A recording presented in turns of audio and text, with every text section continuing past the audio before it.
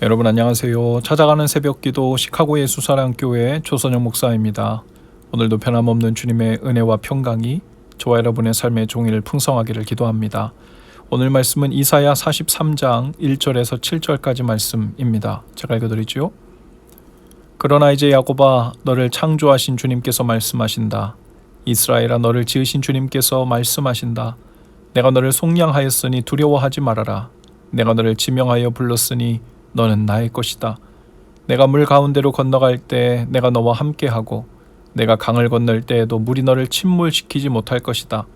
내가 불 속을 걸어가도 그을리지 않을 것이며 불꽃이 너를 태우지 못할 것이다. 나는 주 너의 하나님이다. 이스라엘의 거룩한 하나님이다. 너의 구원자다. 내가 이집트를 속량물로 내주어 너를 구속하겠고 너를 구속하려고 너 대신에 에티오피아와 스바를 내주겠다. 내가 너를 보배롭고 존귀하게 여겨 너를 사랑하였으므로 너를 대신하여 다른 사람들을 내주고 너의 생명을 대신하여 다른 민족들을 내주겠다. 내가 너와 함께 있으니 두려워하지 말아라. 내가 동쪽에서 너의 자손을 오게 하며 서쪽에서 너희를 모으겠다. 북쪽에다가 이르기를 그들을 놓아 보내어라 하고 남쪽에다가 그들을 붙들어 두지 말아라. 나의 아들들을 먼 곳에서부터 오게 하고 나의 딸들을 땅 끝에서부터 오게 하여라. 나의 이름을 부르는 나의 백성, 나에게 영광을 돌리라고 창조한 사람들, 내가 빚어 만든 사람들을 모두 오게 하여라 하고 말하겠다. 아멘. 아이든 어른이든 죄를 지으면 가장 먼저 느끼는 감정이 두려움이죠. 죄의 삭시 사망이라고 죽음이라고 하는 것을 본능적으로 모두가 아는 것 같습니다. 이스라엘 백성들도 하나님께 지은 죄가 많았어요. 자질구레한 실수 정도가 아니라 대놓고 하나님이 아닌 강대국을 의지했고 대놓고 하나님이 아닌 이방신을 따르고 예배했죠.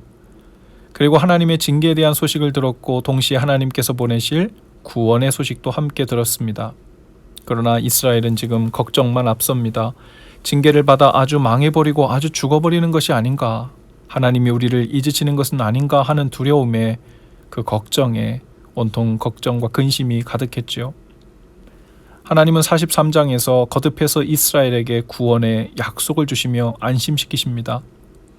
단순히 내가 너를 구원할 것이다 라고만 말씀하신 것이 아니라 이스라엘이 하나님께 어떤 존재고 그동안 어떻게 선택하여 사랑했는지를 말씀해 주십니다.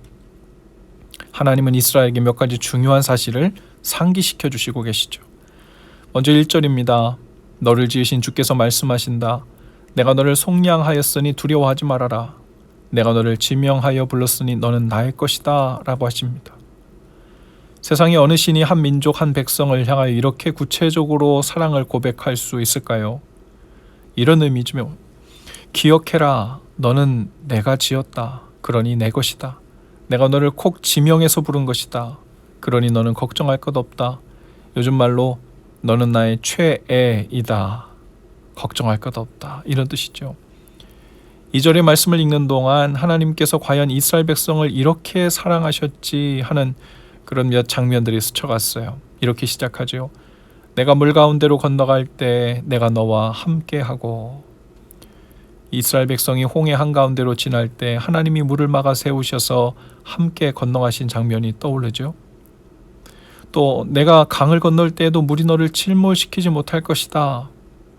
이스라엘이 요단강을 건널 때에도 물이 백성들을 침몰하지 못한 장면이 그려지는 듯합니다. 또 내가 불 속을 걸어가도 그을리지 않을 것이며 불꽃이 너를 태우지 못할 것이다 라고 했는데요. 다니엘과 세 친구가 풀무불 속에 던져졌어도 머리카락 하나 그을리지도 옷자락 하나 타지 않았던 장면이 떠오릅니다. 이사야서에서 약속하신 이 약속이 세월을 두고 하나님께서 성취해 가신 증거들이 성경의 곳곳에 넘쳐나고 있어요. 4절에 보면 내가 너를 보배롭고 존귀하게 여겨 너를 사랑하였다 라고 하십니다.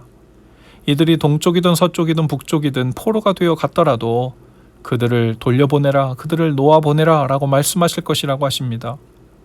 실제로 하나님께서는 북방의 바벨론에 잡혀가 있던 이스라엘 백성을 고레스 왕에게 명령하여 놓아보내라 라고 하셨죠. 구원의 약속으로 적혀있는 한 구절 한 구절이 역사의 한 획처럼 전혀 기대하지 못한 방식으로 개입하셔서 건져주시고 성취시켜 주신 그 사건들이 곳곳에 나타나고 있습니다. 세상에서 가장 이해하기 힘들고 믿기 힘든 일은 하나님께서 이스라엘을 선택해 사랑하셨듯 바로 저와 여러분들을 사랑하셨다는 것입니다. 사랑받을 자격도 가치도 이유도 전혀 없는 것 같은데 말이죠. 힘을 다해 거룩하게 성결하게 또 사랑받을 만한 사람이 되어보려고 애를 써도 여전히 다시 거듭 확인하게 되는 것은 역시 나는 사랑받을 자격과 이유가 전혀 없다는 사실입니다. 그러나 하나님은 계속해서 우리 귀에 이렇게 속삭여 주세요. 왜 이유가 없느냐? 내가 너를 지었다. 내가 너를 택했다. 내가 너를 지명해서 불렀다. 나는 너의 하나님이다. 그것이 이유다. 내가 너를 보배롭고 존귀하게 여긴다. 너를 구하려고 내가 이 땅에 왔다.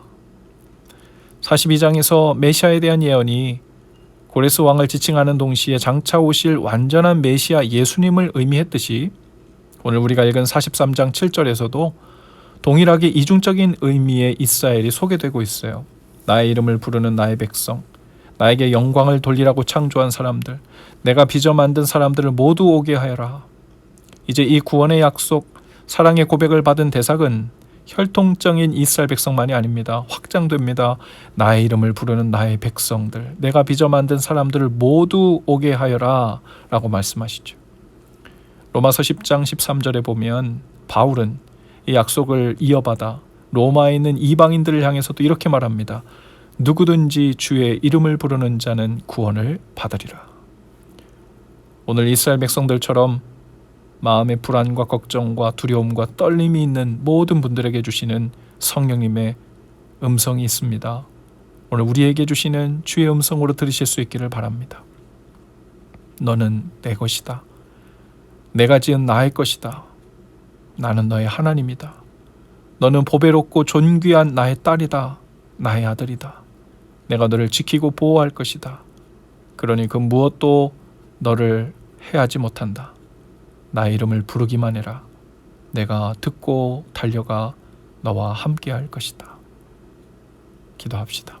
주님, 나의 하나님, 저를 돌아보옵소서 하고 주님의 이름을 부르고 외치는 모든 소리에 약속하신 대로 오늘 응답하옵소서.